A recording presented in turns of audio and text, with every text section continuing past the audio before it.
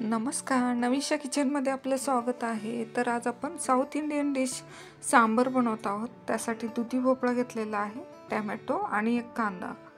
दुधी भोपळा आणि टॅमॅटो बारीक चिरून घेतलेला आहे आणि कांदा मात्र उभा चिरून घेतलेला आहे मध्यम आकाराचा.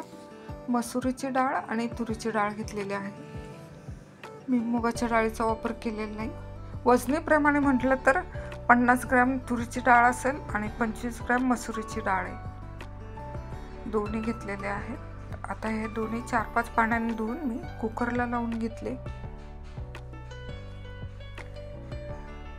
मी भाज्यांचा पण जास्त वापर केलेला नाही याच्यामध्ये, फक्त दुधी भोपळा आणि शेवग्याची शेंग या दोनच भाज्या वापरलेल्या आहेत. आता डाळ शिजतानाच आपण दुधी भोपळा, कांदा आणि टोमॅटो शिजवून घेऊया.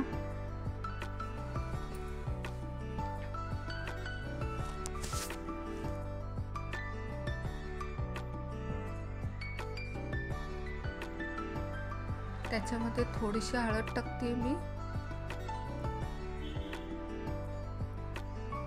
आणि एक पेलाभर पाणी ओतू आपण त्याच्यामध्ये शिजण्यासाठी.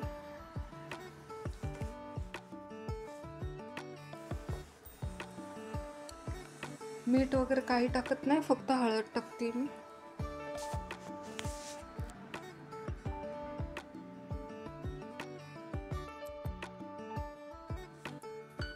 आता एक 4 ते 5 शिट्ट्या करून घेऊ याच्या आपण. शेवग्याच्या शेंगा मी शिजवून घेते, अर्धवट शिजवून घेते थोडंसं पाणी टाकून. ह्याच्यात पण मीठ हळद काही टाकत नाही. हे बघा, आपली डाळ पण मऊसूद शिजलेली आहे. सगळ्या भाज्या पण मऊसूद असं हे बघा किती मऊसूद सगळं शिजलेलं आहे. टोमॅटो, कांदा, दुधी भोपळा आपला व्यवस्थित घोटून घेऊ. आता त्याच्यामध्ये आपण थोडंसं पाणी ओतू. मला 5 ते 6 माणसांसाठी सांबार बनवायचे, त्यासाठी. आता फोडणीची साहित्य सांगते. फोडणीचं कढीपत्ता घेतलेला आहे, हळदी पावडर पाव चमचा, 1 मोठा चमचा जिरे, मोहरी आणि चिंच भिजू घातली होती मी गरम पाण्यामध्ये.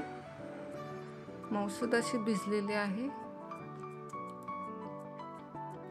मीठ घेतलेलं आहे चवीनुसार. सांबर मसाला 1 मोठा चमचा आणि काश्मीरी लाल मिर्च पावडर घेतलेला आहे. चला आता फोडणीची तयारी करू. तेल टाकलं तर कढईत बऱ्यापैकी. त्याच्यामध्ये मोहरी टाकू. मोहरी चांगली तडतडली की जिरी पण टाकू.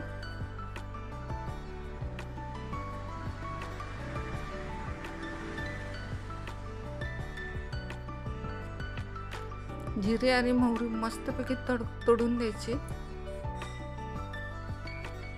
आता त्याच्यामध्ये आपण कढीपत्ता टाकू. मस्त तडतडली दोन्ही पण. आता आपण जे मसाले घेतले होते ते पण टाकू. काश्मीरी लाल मिर्च पावडर, सांबर मसाला आणि हळदी पावडर.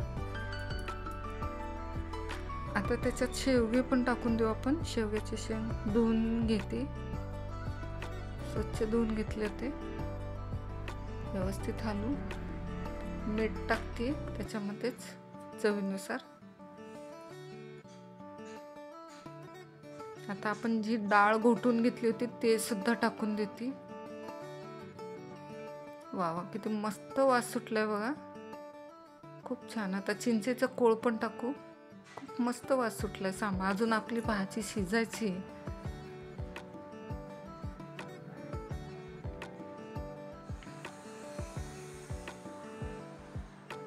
आता ह्याला रवीने चांगली हलवू, याला घोटून घेऊ रवीने मस्तपैकी ह्याला. हे बघा, आता ह्याला 5 मिनिटासाठी झाकण ठेवते.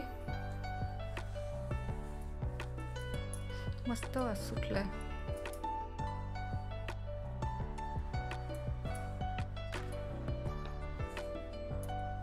झाकण ठेवलं होतं मी, दाखवलं नाही झाकण ठेवताना, पण झाकण काढते.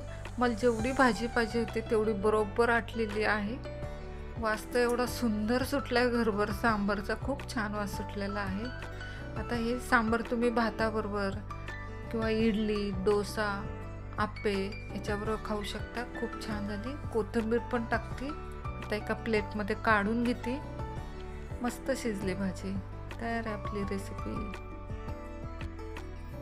सांबरची. माझी रेसिपी आवडली असेल तर लाईक, शेअर, कमेंट जरूर करा. कोण नवीन असेल तर सबस्क्राईब करा. माझा पूर्ण व्हिडिओ बघितल्याबद्दल धन्यवाद. बाय सगळ्यांना.